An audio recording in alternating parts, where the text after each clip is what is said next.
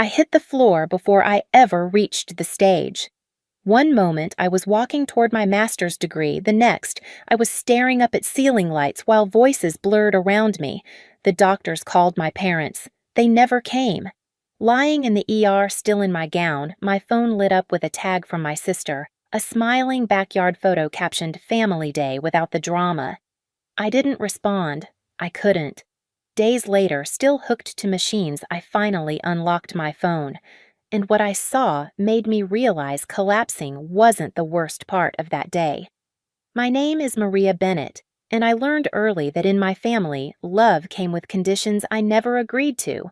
I grew up in a small Pennsylvania neighborhood where front porches glowed warm at night and every holiday looked picture perfect from the outside.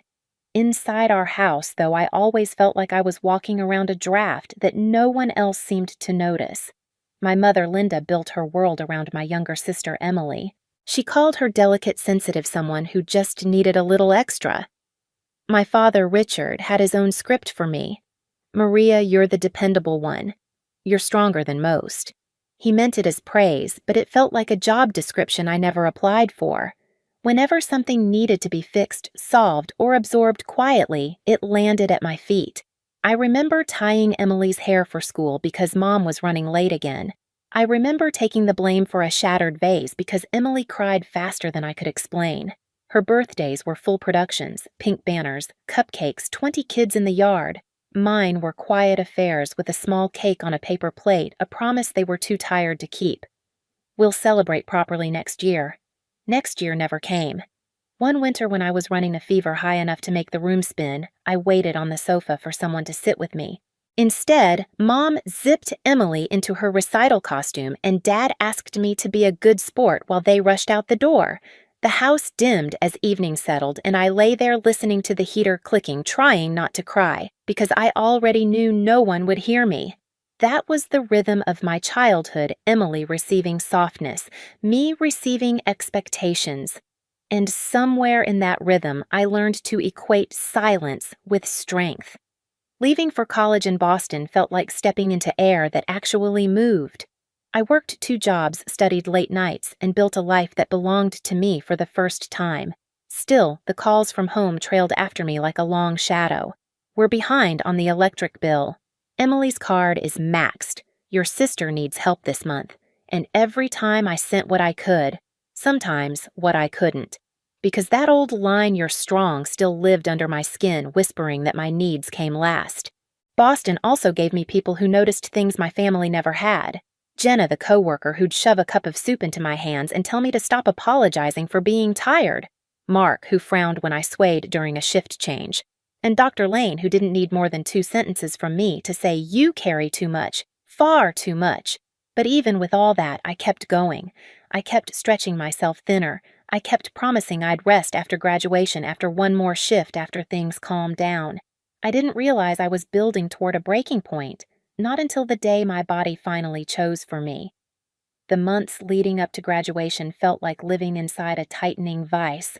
Every day started before sunrise and ended long after the last train rumbled past my apartment windows.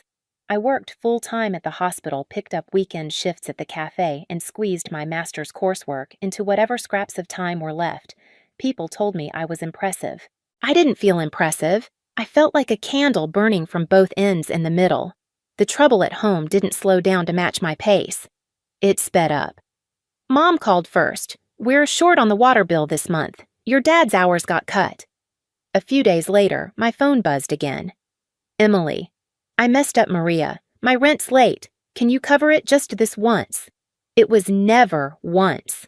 Then came a car repair, a payment, a maxed-out card, another emergency. Always urgent, always landing on my shoulders. Some nights I held my phone and stared at the total in my bank account, feeling the math crush me, but I always hit transfer. That same old guilt, "You're strong, Maria," kept my finger from ever saying no. My body tried to warn me something was wrong. Little warnings at first. A shake in my hands while charting patient notes.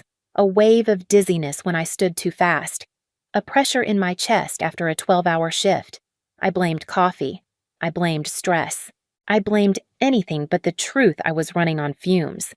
Jenna noticed before I did. "Maria, you okay? You look pale." "I'm just tired," I said. It wasn't a lie. It just wasn't the whole truth.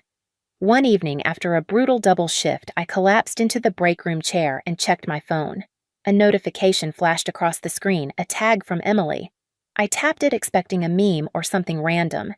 Instead, it was a photo of my entire family gathered around a grill in our backyard. Plates of food, laughing faces, sunlight warm on everyone's skin. The caption read, "Family Day without the drama." I felt something inside me dip like a floorboard giving way. Not anger, not yet, just a cold, hollow ache. I didn't comment. I didn't ask why she tagged me.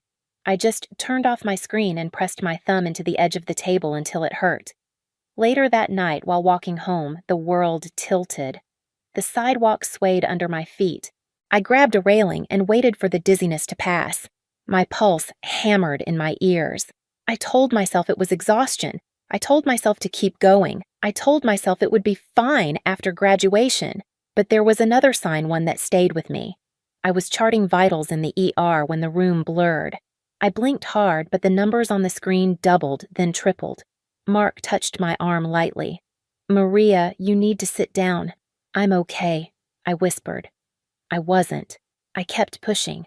I kept ignoring the signals. I kept promising myself just one more week, one more shift, one more assignment, one more emergency bill. I didn't know it then, but I was counting down to the moment everything inside me would finally snap. The morning of my graduation felt unreal, like I was moving through a world made of glass. Boston was bright and sharp that day, sunlight bouncing off campus buildings, banners fluttering in the wind, families crowding the lawn with balloons and flowers. Everyone looked alive, excited, whole. I told myself I was fine. I smiled when classmates waved. I adjusted my gown even though my hands trembled. My heart beat too fast, too hard, like it was trying to warn me of something I refused to hear. I checked my phone for any message from home. Nothing. When the ceremony started, the dean's voice echoed across the field. Graduates rose row by row, walking toward the stage as applause rolled like a wave. I kept scanning the bleachers left, right top row, bottom row, searching for my family. There were empty seats, but not for me. Mine were never intended to be filled. Then suddenly, a vibration in my pocket. A text from Mom. "Traffic is bad. We'll get there soon." Another one. Seconds later, "Go ahead, we'll catch up." I tucked my phone away, pretending it didn't sting. "Maria Bennett." My name floated through the speakers. I stood. My knees wobbled. The stage lights blurred. I forced my feet forward, one step, two, until the world tilted hard to the side. A roar filled my ears. The grass, the chairs, the faces, they all swirled. I collapsed before I reached the first stair. Gasps erupted. Footsteps rushed toward me. Someone shouted for help. A coldness crawled across my fingers as sensation slipped away. Then nothing. When I woke, antiseptic filled my lungs. Machines beeped in slow, steady rhythms. A warm blanket lay across my legs and an IV needle tugged at my arm. The ER ceiling came into focus as voices murmured around me. Dr. Whitman leaned close. "Maria, you fainted from severe exhaustion. Stress, dehydration, heart strain, you've pushed your body too far. You're lucky you didn't collapse somewhere alone." His words didn't frighten me. They confirmed something I'd tried to outrun. "Did my parents—" "Come," I whispered. He hesitated just long enough to tell me everything. We called them several times, left messages. No one arrived. Silence swallowed the room. Not the painful kind, the revealing kind. Hours later, when my hands finally stopped shaking, I reached for my phone. There it was, a new notification. Emily had tagged me in a photo. My breath caught as I opened it. My family stood around the grill in our backyard, laughing, holding plates stacked with food, Emily in the center smiling wide. The caption, "Family Day without the drama." I stared at it until my chest tightened again, not from condition, but from clarity. They didn't miss my ceremony. They didn't get stuck in traffic. They chose not to come. A slow, controlled exhale left my body. For the first time, it wasn't out of resignation. It was the beginning of something shifting, something cracking open, and yet, the real breaking point hadn't happened. Not yet. Not until days later when my strength was still failing and my phone lit up with 75 missed calls from home. The first thing I noticed was the vibration. Soft at first, then relentless buzzing against the metal side table like it was trying to shake the room awake. I'd only been home from the hospital for a few hours, still pale, still dizzy, still moving like someone whose body didn't fully trust her anymore. Boston's evening light filtered through my blinds, soft and gold, brushing over the stack of discharge papers beside my bed. Buzz, buzz, buzz. I ignored it until it became impossible.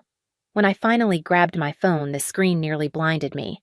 75 missed calls. Mom, Dad, home, Emily, over and over like a chant. My stomach knotted, not fear, not guilt, something colder. I didn't call back, not yet. Instead, I scrolled. The messages loaded in waves. Why aren't you answering? This is serious. Maria, pick up. You can't just disappear. We need you now. Emily is in trouble. I exhaled slowly. Of course it was about Emily. It was always about Emily. But when I reached the earlier messages, the truth twisted sharper. They hadn't tried contacting me during the collapse, or the ER stay, or the silence afterward. No, they only cared once their problem reached my doorstep. I scrolled further. A photo from Dad, a screenshot of a bank notice, another blurry papers, bills, payments, a loan, a large one. My eyes froze. My name was on it, my signature, except it wasn't, not the way I signed, not the curves I controlled. A scan, an old one, the one I used years ago on a rental form back home. They'd copied it. I felt my breath catch, but instead of panic, something startlingly steady rose in me. They forged my name. And now, the bank wanted my confirmation. Without it, the loan would fall back on them, their property, their accounts, their mess. And they knew that. That's why they were calling. I wasn't their daughter in that moment. I was leverage. I didn't respond. Not yet. Instead, I texted one person. Can you come over? I need you. 20 minutes later, Jenna walked into my apartment with takeout soup and the kind of presence that steadied a collapsing world. Her eyes scanned my face, my posture, my shaking hands. What happened? I handed her my phone. She read in silence. Her jaw tightened. Maria, this is serious. They can't do this to you. This is fraud. The word hit me like a bell, clear, undeniable. Fraud. The thing I'd been too conditioned to name. Jenna sat on the edge of my bed. We're not letting them trap you again. Not this time. She helped me open my laptop. We pulled up the messages, the papers, the timelines, and for the first time in my life, I didn't defend my family, or excuse them, or rationalize. For the first time, I let the truth stand. They used me, I whispered. They always have, Jenna replied softly. Later that night, still weak, still aching, I joined a video call with a financial attorney she recommended. I held my phone with both hands so it wouldn't shake. When he saw the documents, he sighed heavily. This is unauthorized use of your information. You don't owe them a single dollar. What they did is illegal. Illegal. There it was, cold and blunt. I felt something in my chest loosen, like a fist finally opening. The attorney walked me through my options, steps, protections, boundaries I didn't know I was allowed to have. Then he said, if they contact you again, tell them you're aware of the forgery and will not participate. The words terrified me and freed me. When the call ended, I sat there surrounded by silence and new air. Jenna squeezed my hand. You're not alone. For the first time, I believed it. The next morning, the sun barely risen, my phone rang again. My parents' number. Jenna nodded at me. Speaker, I answered. Mom's voice exploded through the phone. Maria, finally. Do you have any idea how stressed we've been? Why didn't you answer? I leaned back on the couch, steadying my breath. I was in the hospital, I said calmly. A beat. Silence. Then Mom cleared her throat. Well, yes, but Emily is in a crisis and we need you to focus. There it was. The truth uncloaked. Dad's voice boomed next. You need to call the bank. Today. They won't talk to us without you. Your sister's future is on the line. I didn't flinch. Dad, you used my signature without my permission. A long, suffocating pause. Mom jumped in. We only did it because you're responsible. You can handle it better than Emily. Stop being dramatic. Jenna's eyes widened at that word. Dramatic. The same word Emily used in her photo caption while I lay in the ER. I swallowed, but my voice stayed level. I'm not signing anything, Dad snapped. Excuse me, I'm not signing, I repeated. I'm not covering the loan. I'm not fixing this. You have to, Mom shrieked. We could lose everything. Maria, think about your family. I closed my eyes. I did, my whole life. Dad's tone hardened, sharp as metal. If you don't help, we're finished. Jenna leaned toward me, whispering, Say it, and I did. I spoke to an attorney. What you did is illegal. If you continue contacting me about this loan, I'll take legal action. The silence that followed felt bottomless.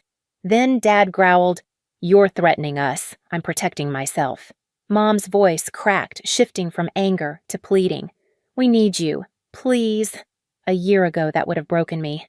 Now it only revealed the truth. They didn't need me. They needed what I provided. I drew a breath.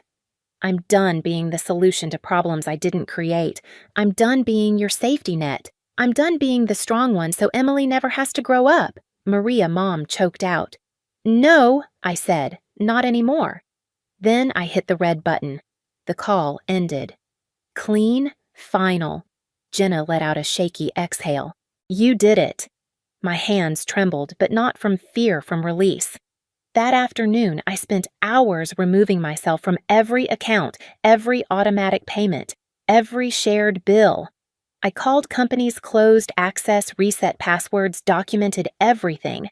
Each step felt like cutting a new thread that had tied me to a life built on obligation. By sunset, for the first time in 27 years, I was free. I stood by my window, the city glowing under the purple sky, and whispered a truth that tasted like oxygen. I'm not their answer anymore. And as the last light slipped behind the skyline, I knew part 6 of my story wasn't just about consequences waiting for them. It was the beginning of consequences finally ending for me. Recovery didn't arrive like a miracle. It came in small, steady breaths. I kept going to therapy. I slept more than I had in years. I learned how to say no without my heart racing. My body slowly forgave me for everything I'd forced it to carry. News about my family reached me through distant neighbors. The loan defaulted. The bank stepped in, and Emily had to face the legal consequences herself. For once, I wasn't the cleanup crew. Meanwhile, my life in Boston shifted into something gentler. I moved into a small studio drenched in morning light. I took a new clinical job that valued boundaries. Jenna became my emergency contact, my real family, in every way that mattered. One evening, walking home past blooming trees, I realized my chest felt light. I wasn't waiting for another crisis. I was finally living my own life. I sometimes think back to that day on the graduation stage, the moment my body made the decision my heart was too afraid to choose. It forced me to stop to see the truth, to walk away. And now, standing in my own life, surrounded by people who show up without being asked, I understand something clearly. Choosing yourself isn't selfish, it's survival. If this story touched something in you, share your thoughts in the comments. And if you've ever rebuilt your life from the ground up, you're not alone. Hit subscribe so you don't miss the next story.